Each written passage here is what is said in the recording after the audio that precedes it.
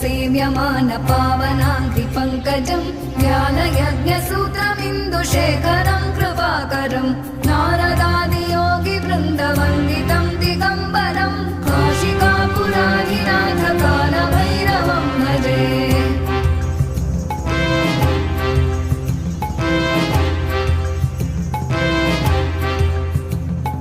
भानुकोटिभास्वरं भवाब्धितारकं परं नीलकण्ठमीप्सितार्थदायकं त्रिलोचनं कालकालमम्बुजाक्षमक्षशूलमक्षरं काशिकापुराधिनाथ कालभैरवं भजे।